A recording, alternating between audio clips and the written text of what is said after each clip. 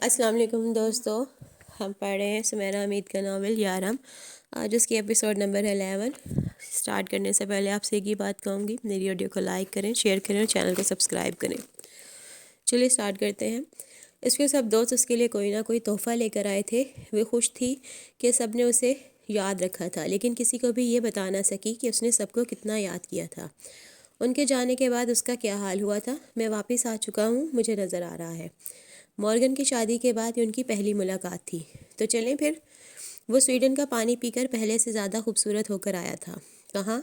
Home coming drink کے لیے، گھر واپسی کی دعوت کے لیے، یعنی کہ جو جا چکے تھے انہوں نے جو مانچسٹر میں رہ چکے تھے سے ہوم کمنگ ڈرنک پی تھی۔ کھانے پینے کا اچھا انداز تھا۔ میں کسی ایسی ڈرنک کو نہیں جانتی، وہ صاف منہ کر گئی، جبکہ وہ ویرا اور اینون کو پلا چکی تھی۔ نہیں جانتی تو میں بتا دیتا ہوں، ٹونی ولسن کہتا ہے، this is Manchester, we do things differently here. تو جب ہم گھر واپس آتے ہیں تو اسے بھی مختلف انداز سے ٹریٹ کرتے ہیں۔ تم مانچسٹر میں ہو، تمہیں یہ کرنا پڑے گا، صرف 2 پاؤنڈ کی کاکٹیل اور بس۔ یقیناً اسے صرف ڈرنک سے دلچسپی نہیں تھی، وہ اسے 2 پاؤنڈ کی کاکٹیل کے لیے قریبی کیفے لے آئی، جہاں اور بھی بہت سے اسٹوڈنٹس 2 پاؤنڈ کی کاکٹیل پی رہے تھے۔ نئے سال کے لیے کیا کیا عہد و پیمان کیے ہیں تم نے؟ سستی نہ کرنا اور وقت پر نوٹس بنانا، دوسرے سیمسٹرز میں 80% رزلٹ لانا۔ عزم سے کہہ کر وہ مسکرانے لگی۔ وہ ہنسنے لگا، لیکن امراہ نے تو کوئی لطیفہ نہیں سنایا تھا۔ اب تم ہنسے کیوں؟ کیونکہ تحقیق کہتی ہے 60% سے زیادہ لوگ سال کے پہلے ہی ہفتے خود سے کیے عہد کو بھلا دیتے ہیں، اور باقی کے 40% سے زیادہ افراد یہ کام 6 ماہ کے اندر کر گزرتے ہیں۔ میں ان 60% میں سے ہوں، نہ ہی 40% میں سے، اس نے عزم سے کہا۔ مجھے فخر ہے تم پر۔ اس نے اسے چڑھایا۔ 2 پاؤنڈ کی ڈرنک وہ آہستہ آہستہ پی رہا تھا کہ وہ ختم نہ ہو جائے۔ تم دیکھ لینا، میں شاندار کامیابی حاصل کروں گی، اس نے گردن اکڑا کر کہا۔ میں ضرور دیکھنا چاہوں گا۔ سویڈن کا پانی اسے بری طرح سے راس آیا تھا۔ تم مجھے چیلنج دے رہے ہو؟ میں تمہیں چیلنج دے رہا ہوں، ٹیبل پر مکہ مار کر اس نے کہا۔ اگر میں جیت گئی؟ امراہ نے انگلی اٹھا کر کہا۔ مشکل ہے۔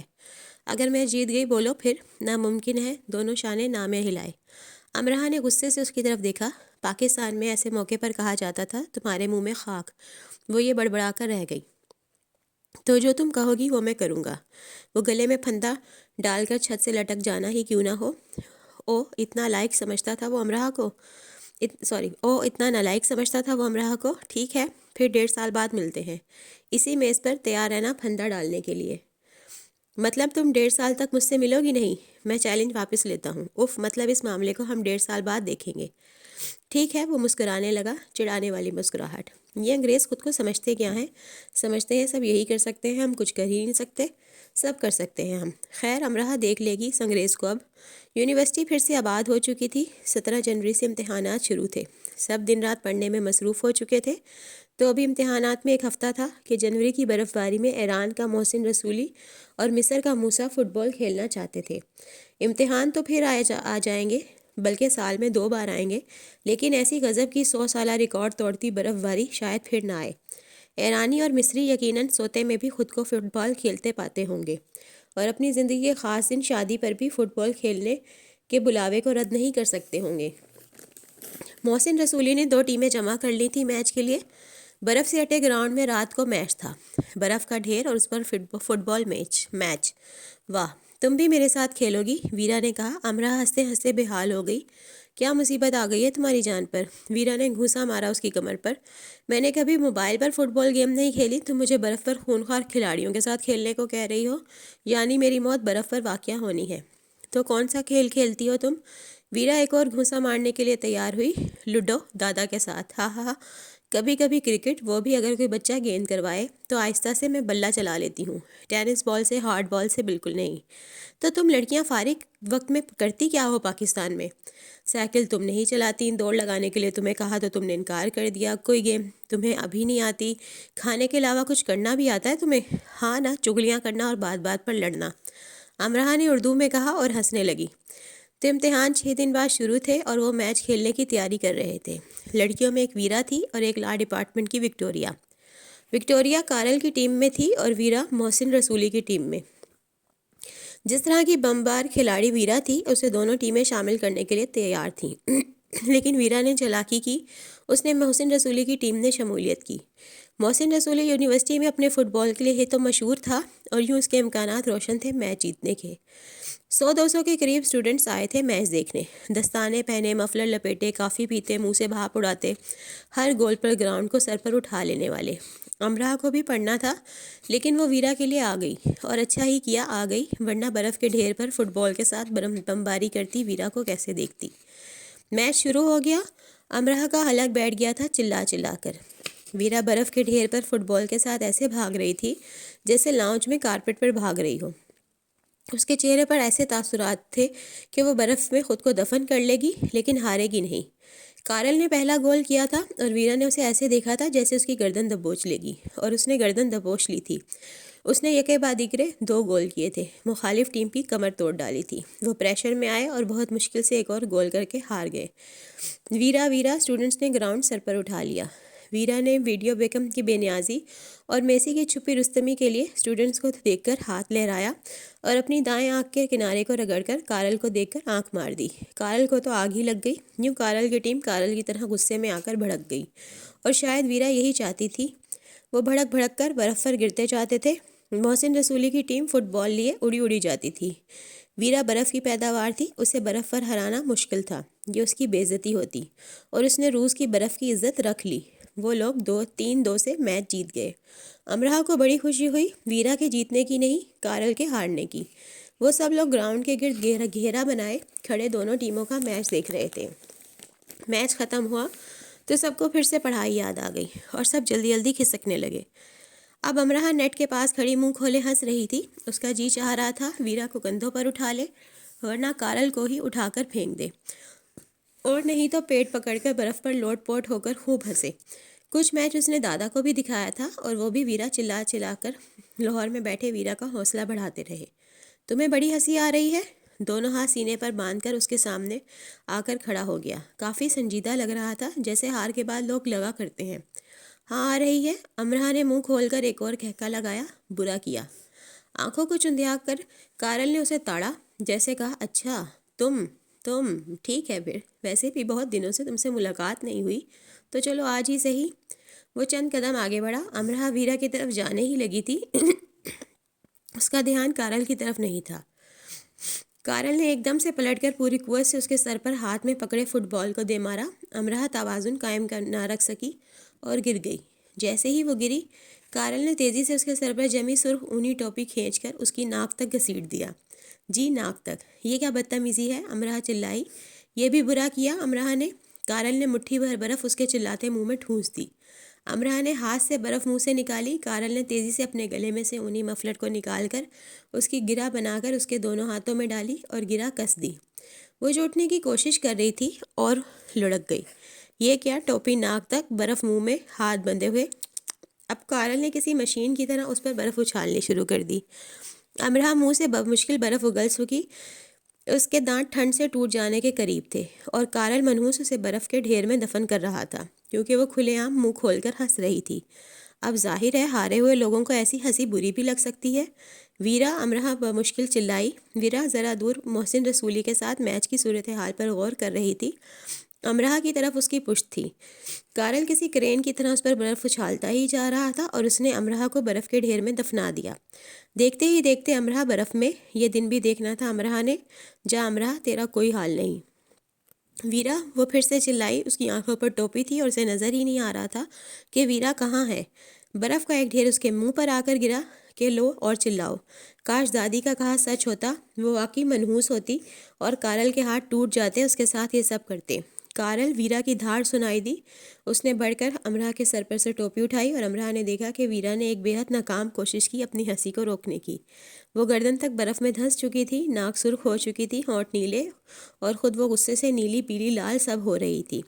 جیسے ہی ویرا نے ٹوپی اٹھائی، کارل اور ویرا دونوں کے کہکے لاپرواہ پرندوں کی طرح پھر سے اڑے اور اڑتے ہی رہے۔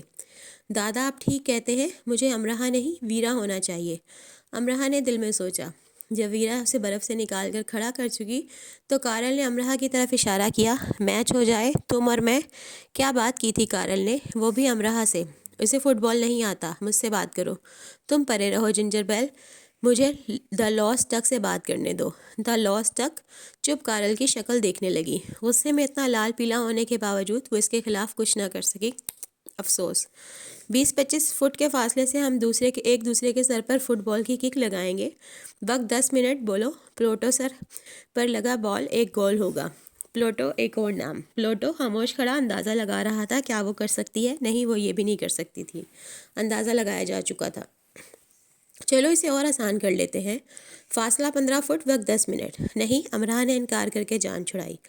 فاصلہ 10 فٹ، وہ آج ہر صورت اس کے سر پر کک لگانا چاہتا تھا۔ نہیں، امرا نے ایسے کہا جیسے شاہ ایران اسے اپنا تخت پیش کرتے ہوں کہ آج آپ اسے سنبھال لیں، اور وہ کہتی ہو نہیں بھائی، بس نہیں کہہ دیا نا، بس نہیں۔ نہیں، کارل نے واضح دانت پر دانت جمائے اور غصے کو چھپا کر اس کی طرف دیکھا۔ وہ یہ بھی نہیں کر سکتی تھی جو 5 سال کے بچے بھی کر کے جیت سکتے تھے۔ کارل کو بس موقع چاہیے تھا اس کا سر پھوڑنے کا، اسے برف کی مار مارنے کا۔ چلو 10 قدم، ہارنے والے کو برف میں گردن تک صبح تک دھسے رہنا ہوگا۔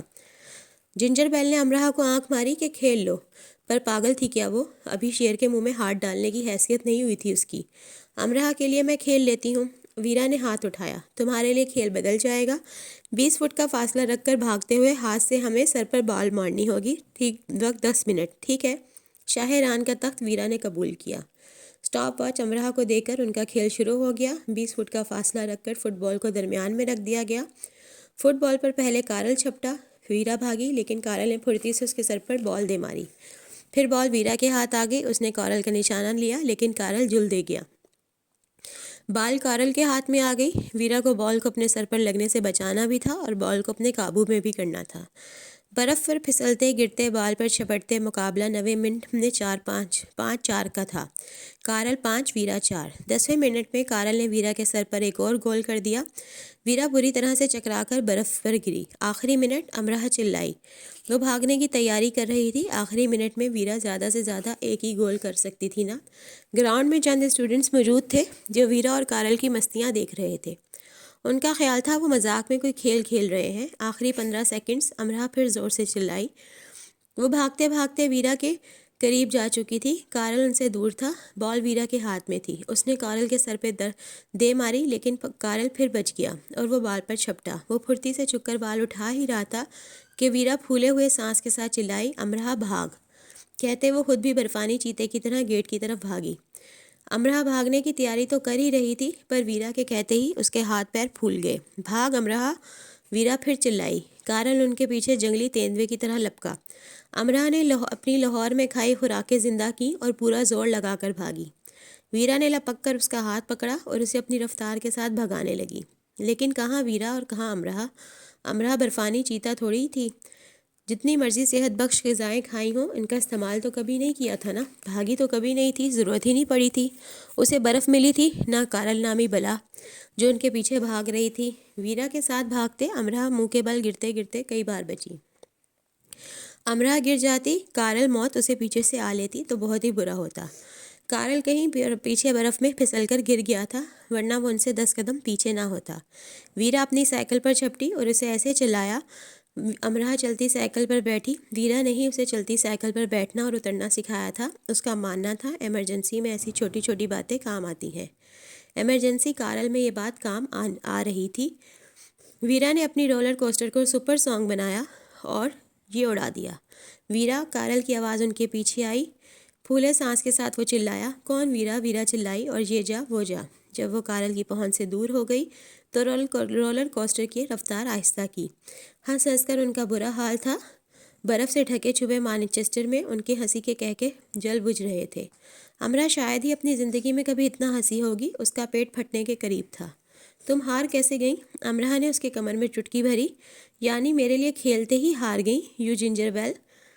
کبھی انسان ہار بھی تو جاتا ہے نا۔ ویسے اگر میں جیت جاتی تو کارل نے بھاگ جانا تھا، ہم اس جن کو برف میں دھسا سکتے تھے بھلا۔ میری دادی کا ماننا ہے میں منحوس ہوں، میری وجہ سے سارے کام خراب ہو جاتے ہیں، آگ لگ جاتی ہے، تباہی بربادی، ایسا سب ہو جاتا ہے۔ امرا دراصل اسے اپنے ہارنے کی وجہ بتا رہی تھی۔ اچھا، تم تو بڑے کام کی ہو پھر۔ تم وائٹ ہاؤس کے سامنے گھر کیوں نہیں لے لیتی؟ روس کے تھوڑے حساب کتاب باقی ہیں امریکہ کے ساتھ، تم وہ حساب کتاب برابر کیوں نہیں کروا دیتی ہمارے؟ اگر واقعی ایسی ہی ہو تو سچ ہمارے تو بہت کام کی ہو. ہمارا حساب چکا چکو تو روزانہ گارڈ آف آنر دیا جائے گا تمہیں. Guard of honour? امرا پھر سے ہنستے ہنستے بے حال ہونے لگی. اس کی نحوست کو گارڈ آف آنر کمال ہو گیا. یہ میری زندگی کا بہترین وقت ہے ویرا. تم ہو، میں ہوں، برف ہے، مانچسٹر ہے اور تمہاری سائیکل ہے. میرے لیے اتنے خزانے تھے زندگی کے پاس. سب سے بڑا خزانہ کارل. ہاں ہاں ہاں. ہنستے ہنستے ویرا سائیکل گرا بیٹھی. دونوں سڑک پر گر گئیں. انہیں ہلکی سی چوٹ بھی آئی، لیکن اس چوٹ کی پرواہ کسے تھی؟ وہ دونوں سڑک پر گری سائیکل کے پاس ہنسنے میں مصروف تھیں. کارل کا نام لیتے ہی ہم گر گئے. اف، اصل میں منحوس تو کارل ہے. امرا کو بڑی خوشی ہوئی کارل کو منحوس ثابت کر کے. اس نے جیسے اپنے منحوس ہونے کا بدلہ کارل سے لیا، اور اپنی ساری روشن خیالی کے باوجود وہ دادی کی طرح پورا زور لگا کر کارل کو منحوس ثابت کرنے کے لیے بھی تیار تھی، بلکہ اس کام کے لیے پارٹ ٹائم کرنے کے لیے بھی تیار تھی. ساری یونیورسٹی امرا کے خاندان کی طرح جب اسے منحوس منحوس کہا کرے گی تو امرا کے اندر ٹھنڈک ہی ٹھنڈک پھیل جایا کرے گی. کاش یہ دن دیکھنا امرا کے نصیب میں ہو. کاش یہ دن جلد ہی آ جائے، بلکہ آنے ہی والا ہو، جب سب کہا کرے کارل دی منحوس مارا. میں ہڑبڑا کر اٹھا. آج تو میرا پہلا پیپر ہے. گھڑی اور کھڑکی دونوں کی طرف دیکھا. او گوش، شام کے 5 بج گئے. خدایا، میرا تو پہلا پیپر تھا. میں تو رات بھر پڑھتا رہا. پھر کیا ہوا آخر؟ یعنی میرا پیپر گیا. یعنی اب یونیورسٹی کا ڈین بھی مجھے فیل ہونے سے نہیں بچا سکے گا. میں اتنا وقت سوتا کیسے رہ گیا؟ کیا میں ساری رات پارٹی کرتا رہا، سارا دن سوتا رہا؟ نہیں، میں تو علی کامنس میں تھا. نہیں، شاید میں تو لائبریری میں تھا. او گوش، میں کہاں تھا آخر؟ کوئی مجھے بتائے گا کہ میں کہاں تھا؟ میں نچلے فلور پر شاویز کے کمرے کی طرف بھاگا. اس کا دروازہ دھڑ دھڑایا. شاویز، میں کل رات کہاں تھا بڈی؟ جلدی بتا. اف، شاویز بھی سو رہا تھا. میری طرح اس کا امتحان بھی گیا، وہ بھی فیل. مجھے کیا پتا تم کل رات کہاں تھے. سونے دو مجھے. شاویز اندر سے ہی چلایا. تمہارا بھی پیپر گیا یا دے کر آئے ہو؟ میں اس کے کمرے کے بند دروازے کے پار چلایا. پیپر؟ وہ تو صبح ہے، اب دفعہ ہو جاؤ. صبح تو گزر گئی، شام کے 5 بج رہے ہیں. تم ٹھنڈے پانی میں ڈبکیاں کیوں نہیں لگاتے؟ صبح کے 5 بجے ہیں، شام کے نہیں. او اچھا، سچ میں؟ گوش، میری تو جان ہی نکل گئی تھی. یہ کیرل ہے، ایگزامز کے بیجا دباؤ کا شکار بیچارہ اسٹوڈنٹ. یعنی مانچسٹر یونیورسٹی میں اس دیو کا نزول ہو چکا تھا جسے ایگزامز کے نام سے یاد کیا جانا بھی پسند نہیں کیا جاتا. حافظہ ساتھ ہوتے ہوئے بھی ساتھ نہیں دیتا. جیسے کہ میں نے آپ کو کہیں دیکھا ہے اپنے فیشن اور ملبوسات کے لیے مشہور لنڈا.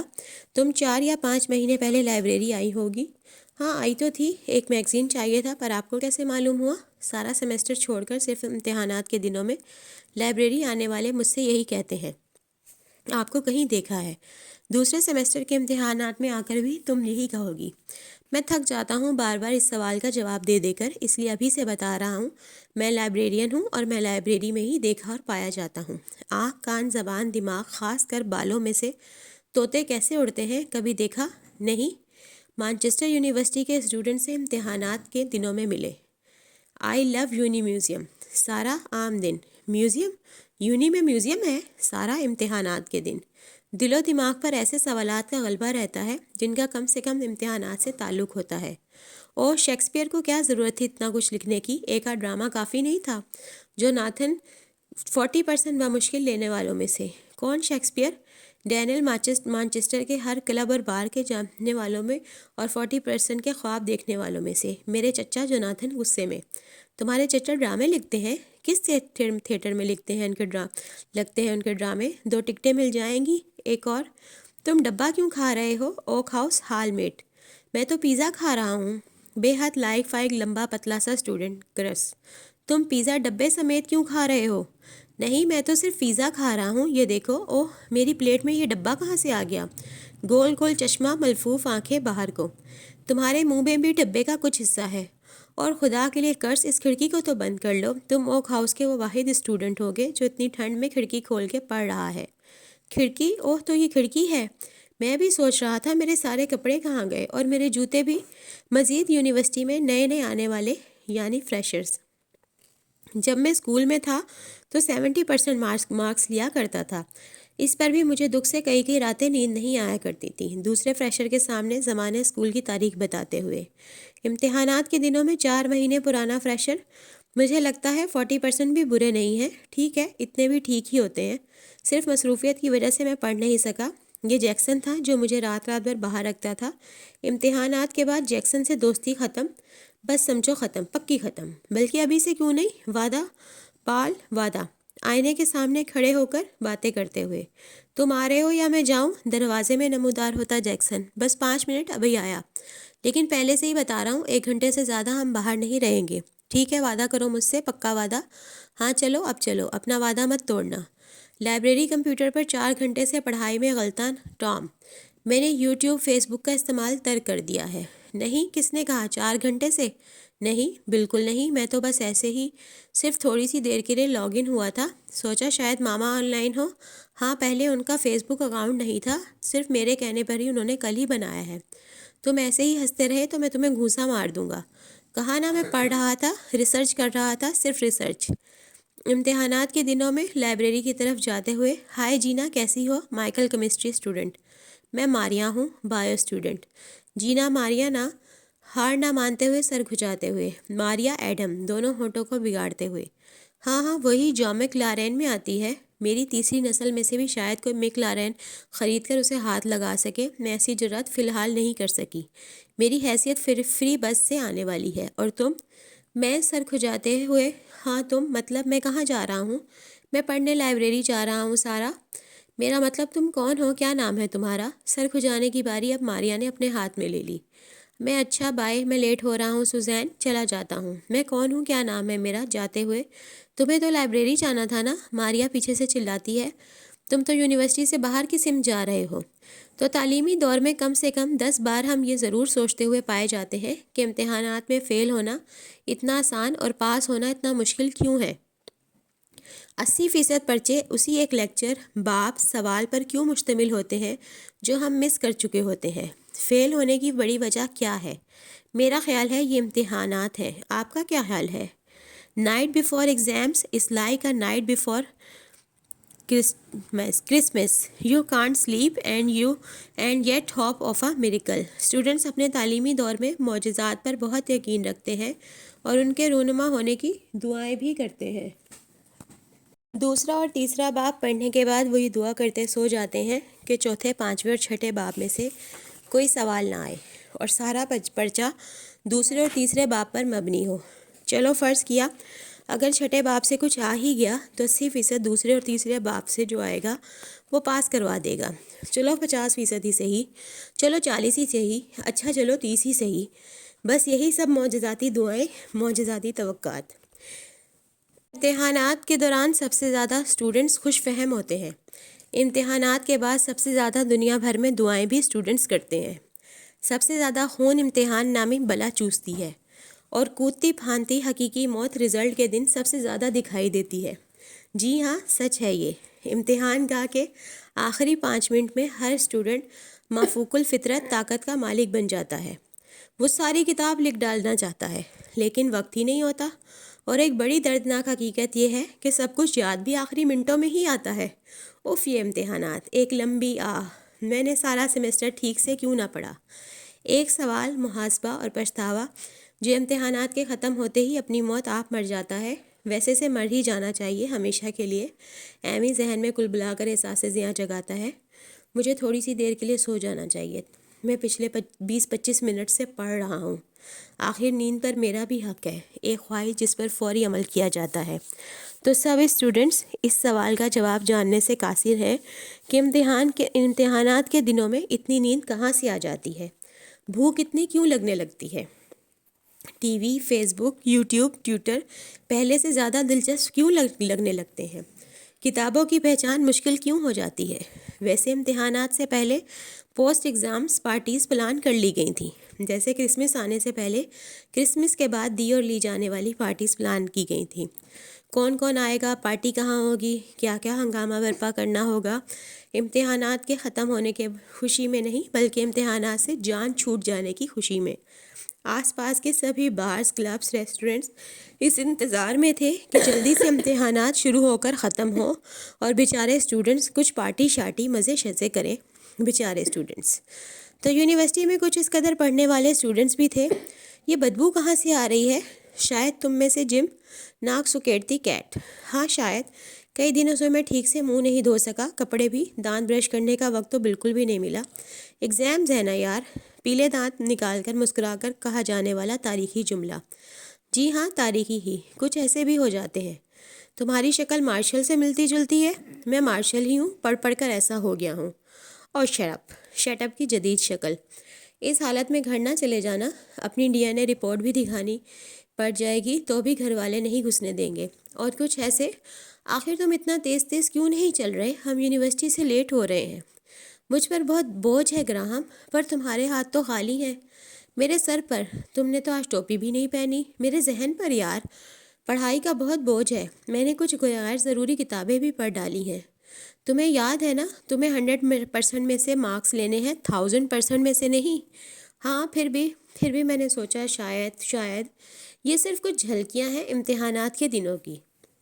اور ظاہر ہے اسٹوڈنٹ دنیا کے کسی بھی خطے سے تعلق رکھتا ہو، کم و بیش ایک ہی حالت سے گزرتا ہے، ایک جیسے احساسات کا مالک ہوتا ہے، کیونکہ وہ بیچارہ اسٹوڈنٹ ہوتا ہے نا، بیچارہ۔ یونیورسٹی میں اسٹوڈنٹس کی خاص سادات پڑھنے سے متعلق دیواروں پر نوٹس چپکاتے ہیں۔ اکثر اسٹوڈنٹس کمرے کی دیواریں ان نوٹس سے بھری ہوتی ہیں، پھر کہیں جا کر ان کے 40% مارکس آتے ہیں۔ یونیکارن تقریباً ہر اسٹوڈنٹ کی ٹیبل پر رکھا نظر آنے لگتا ہے۔